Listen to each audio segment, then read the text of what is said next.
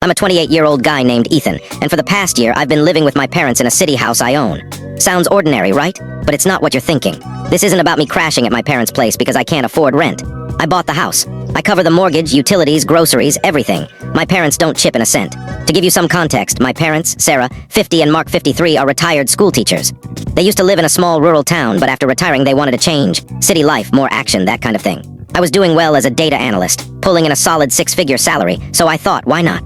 I could use the career opportunities in the city, and it'd be nice to help my parents out since they supported me growing up. So we moved into a decent 3-bedroom house. It's not a palace, but it's comfortable. A cozy backyard, a spacious living room, and 3 bedrooms. Since I'm footing the bill, I took the master bedroom. It's got an ensuite bathroom and a walk-in closet, which is non-negotiable for me because I hate sharing bathrooms. The 2nd bedroom became my home office, where I work remotely most of the time. Nice setup, big desk, dual screens, the works. The 3rd bedroom was left as a guest room for visitors. Everything seemed straightforward. At first, things were smooth. My parents loved the city vibe, spending their days reading, walking around, or binge-watching shows. I worked, paid the bills, and kept the house running. I didn't mind covering everything. My parents' pensions aren't much, and I figured that's what you do for family. No rent, no problem. But then things took a turn, and it happened fast. One morning over coffee, my mom casually mentioned, "Your sister Mia and her husband Noah are thinking of moving here. They're struggling back home, and with Mia pregnant, they could use some support." I didn't think much of it at first. Mia, 30, and Noah, 29, have always been a bit chaotic, bouncing from one rough patch to another. Pregnancy added a new twist, but I assumed they'd find their own place in the city. I was wrong. A few days later, my mom sat me down and said, "We've invited Mia and Noah to stay with us for a bit, just until they get settled." No discussion, no asking if I was okay with it. Just a done deal. I nodded, thinking it'd be temporary, but I was uneasy. A week later, Mia and Noah showed up with suitcases, acting like they were moving in for good. Suddenly, I was supporting 2 more people.